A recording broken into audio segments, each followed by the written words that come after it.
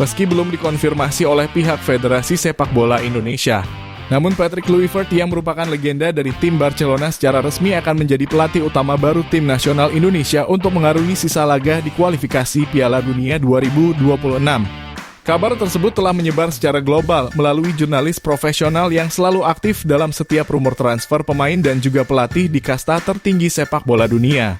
Hadirnya Patrick Kluivert santer menjadi perdebatan yang cukup panjang di jagat maya.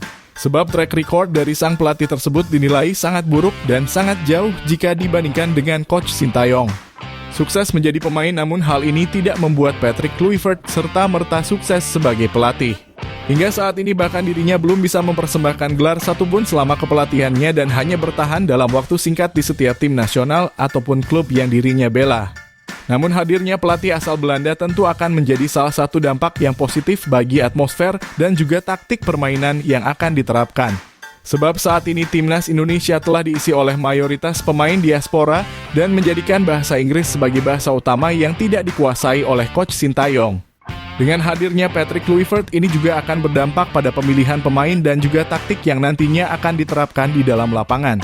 Oleh karenanya berikut ini merupakan prediksi line up yang akan digunakan oleh Patrick Kluivert pada laga debutnya melawan timnas Australia pada lanjutan putaran ketiga kualifikasi Piala Dunia 2026 di bulan Maret yang akan datang. Patrick Kluivert merupakan pelatih yang menggunakan filosofi total football yang sering menggunakan formasi dengan memasang 4 pemain belakang, 3 pemain gelandang, dan 3 pemain penyerang.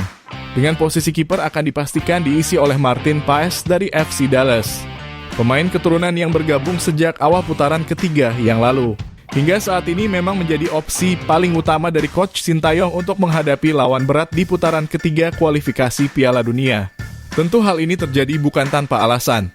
Pemain yang juga pernah memperkuat tim nasional Belanda tersebut kini tercatat sebagai salah satu kiper terbaik di Liga Amerika dan bahkan mendapatkan penghargaan pada kategori penyelamatan terbaik sepanjang musim.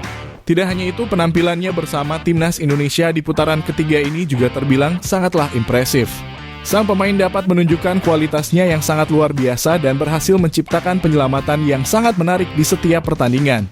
Meskipun saat ini terdapat rumor bahwa Emil Audero juga akan masuk sebagai pesaing dari sang pemain.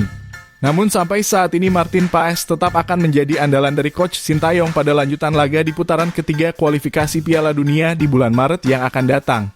Jay Itzes, pemain asal kasta tertinggi Liga Italia sekaligus kapten utama dari Venezia FC, dipastikan akan menjadi salah satu amunisi berharga bagi skuad Garuda untuk bisa mengarungi sisa pertandingan di kualifikasi ini. Sejak awal debutnya bersama timnas Indonesia di laga melawan timnas Vietnam, Jay Itzes mampu tampil sangat impresif dan menunjukkan ketenangan di dalam lapangan. Hal tersebut tentu yang menjadi pertimbangan dari sang pelatih memberikannya jabatan sebagai kapten utama tim pada pertandingan ketiganya bersama timnas Indonesia. Kemampuan Jay Itzes di dalam melakukan penjagaan di garis pertahanan serta kemampuannya dalam membangun serangan akan menjadi modal yang sangat berharga bagi skuad Garuda untuk bisa menciptakan keunggulan. Apalagi dengan postur tubuhnya yang besar dan tinggi, memungkinkan sang pemain untuk selalu memenangkan duel bola atas yang tentu akan terjadi di dalam setiap pertandingan. Mads Hilgers, pemain asal FC Twente juga masuk ke dalam formasi dari skuad inti timnas Indonesia pada lanjutan putaran ketiga yang akan datang di bawah asuhan Kluivert, pemain muda dan juga termahal yang dimiliki oleh timnas Indonesia satu ini. Sudah pasti dipastikan memiliki kualitas yang membuat harga pasar dari sang pemain begitu melejit di usianya yang saat ini sangatlah muda. Meskipun saat ini Mads Hilgers belum bisa menampilkan performa maksimalnya di dalam pertandingan bersama dengan skuad Garuda. Namun dengan waktu yang cukup panjang dan juga libur musim dingin, pasti akan membuat performa dari sang pemain kembali prima setelah mengalami cedera yang cukup parah. Hadirnya Mads Hilgers di lini belakang timnas Indonesia akan menjadi kekuatan tersendiri dan memberikan dampak positif bagi pertahanan skuad Garuda. Tentu sangat menarik untuk kita tunggu penampilan terbaik dari sang pemain untuk bisa menjadi salah satu pemain kunci dari skuad asuhan Coach Sintayong saat ini. Calvin Verdong sudah tidak dapat diperdebatkan setelah kehadiran pemain asal NEC Nijmegen ke dalam timnas Indonesia. Posisi bek kiri sudah secara resmi dipatenkan oleh sang pemain pada laga internasional skuad Garuda. Verdong dipastikan akan kembali tampil sebagai sosok pemain utama di sektor kiri lapangan dan diharapkan dapat kembali menunjukkan permainannya yang konsisten di setiap pertandingan. Dengan efektivitasnya yang sangat tinggi di dalam lapangan, maka sangat tidak mungkin Patrick Kluivert mencadangkan sang pemain pada laga penting saat berhadapan dengan timnas Australia. Verdonk juga mampu menjadi sosok pemain ofensif yang membuka peluang bagi timnas Indonesia untuk menciptakan keunggulan. Ketenangannya di dalam mengalirkan bola akan menjadi nilai tambah yang akan dirinya bawa pada lanjutan laga di putaran ketiga yang akan datang. Tentu diharapkan sang pemain juga dapat berbicara banyak dan bisa mencetak gol perdananya bagi timnas Indonesia senior. Kevin Dix tampil selama 40 menit di babak pertama. Kevin Dix langsung ditarik keluar lapangan sebab cedera ringan yang dirinya dapatkan di dalam lapangan. Hal ini terjadi sebab dirinya salah melakukan tumpuan setelah menghindari potongan serangan yang dilakukan oleh pemain Jepang. Akan tetapi saat ini Kevin Dix sudah kembali tampil sebagai pemain utama di FC Copenhagen dan juga siap berperan sebagai pemain kunci bagi timnas Indonesia di bulan Maret yang akan datang. Kevin merupakan salah satu pemain sayap kanan pertahanan yang memiliki gaya permainan cepat. Sang pemain sangat sering keluar dari posisinya untuk bisa menciptakan peluang bagi skuad Garuda. Hal tersebut juga dirinya tampilkan pada 40 menit saat berhadapan dengan timnas Jepang kemarin. Selain itu, Kevin Dix juga merupakan sosok pemain bertahan yang sangat baik. Hadirnya Kevin Dix di dalam pertandingan yang lalu bahkan membuat timnas Jepang merasa kesulitan untuk bisa membangun serangan. Jairo Riedwald yang rumornya akan bergabung pada bulan Maret ini dapat menjadi amunisi yang sangat cocok untuk memperkokoh garis tengah lapangan yang dimiliki oleh timnas Indonesia. Sang pemain merupakan tipe gelandang pengangkut air yang dapat dengan mudah memotong serangan sebelum sampai ke sektor pertahanan terakhir.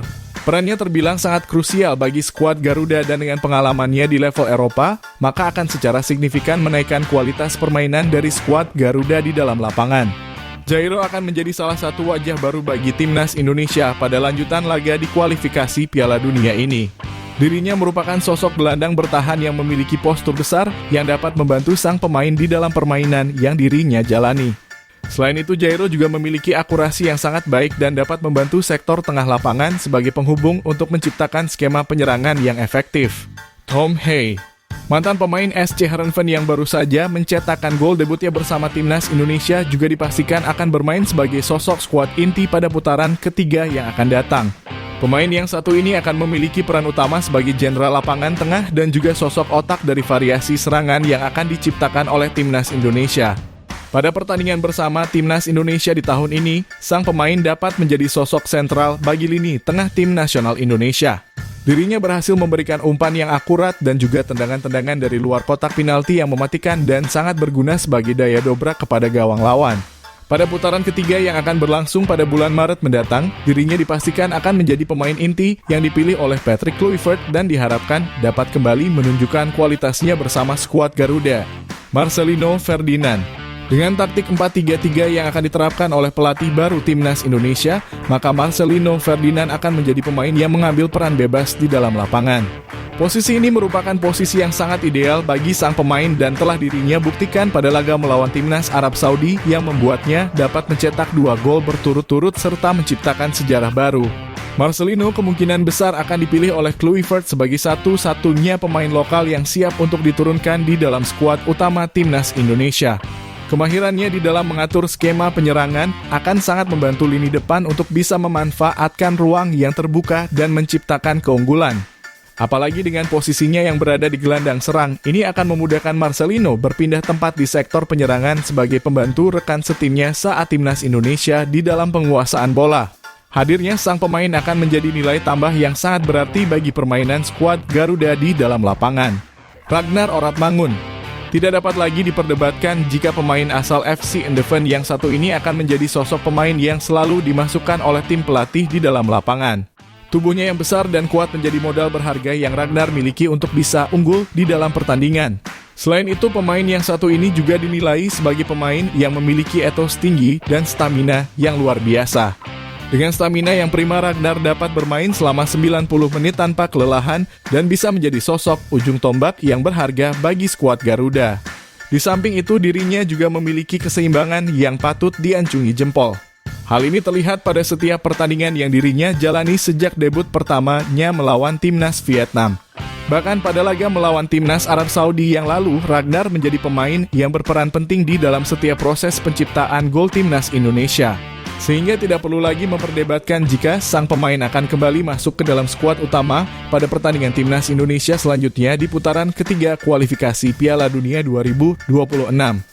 Rafael Struijk datangnya oleh Romagnoli pada laga perdana di bulan Maret melawan timnas Australia, maka akan mengakhiri era dari sang pemain sebagai ujung tombak dari timnas Indonesia. Selama kepelatihan Coach Sintayong, sang pemain selalu masuk sebagai striker pemantul bola dan harus berlari dalam 90 menit penuh untuk melakukan tekanan di sektor pertahanan lawan. Namun dengan datangnya striker baru pada bulan Maret ini, maka Rafael Struijk akan berperan sebagai sosok pemain sayap penyerangan yang merupakan posisi murninya di level klub. Dengan kekuatan bola lengkungnya yang sangat baik, Rafael Struijk memiliki keuntungan tersendiri jika dirinya masuk sebagai pemain sayap kiri ataupun kanan untuk bisa menciptakan peluang gol yang sangat besar. Selain itu, dirinya kini dapat melakukan serangan yang jauh lebih leluasa dan dapat menjadi pemain pembeda di dalam lapangan. Tentu peran ini akan sangat diperlukan pada laga melawan timnas Australia besok di bawah asuhan Patrick Kluivert yang secara resmi menggantikan Coach Sintayong. Ole merupakan sosok pemain keturunan selanjutnya yang berposisi utama sebagai striker murni yang akan menjalankan proses naturalisasi bersama timnas Indonesia. Hadirnya Ole Romagnoli ke dalam skuad Garuda diharapkan dapat menjadi penyelesaian masalah dari minimnya produktivitas gol dari timnas Indonesia. Sebab beberapa tahun terakhir timnas Indonesia tidak memiliki sosok predator yang dapat memaksimalkan peluang di dalam kotak penalti. Hadirnya pemain asal FC Utrecht yang satu ini pada putaran ketiga kualifikasi Piala Dunia besok tentunya akan menjadi angin segar dari kebuntuan yang selama ini dialami oleh timnas Indonesia senior. Apalagi skuad Garuda saat ini memang membutuhkan sosok pemain kunci yang dapat mencetak gol keunggulan di setiap pertandingan. Sebab sisa laga yang akan berlangsung di bulan Maret dan Juni yang akan datang akan menjadi laga krusial yang menentukan langkah bagi skuad Garuda untuk bisa lolos ke putaran final Piala Dunia 2026 yang akan datang. Itulah tadi merupakan prediksi line up yang akan digunakan oleh Patrick Kluivert pada laga debutnya melawan timnas Australia pada lanjutan putaran ketiga kualifikasi Piala Dunia 2026 di bulan Maret yang akan datang. Jangan lupa tulis pendapat kalian di kolom komentar.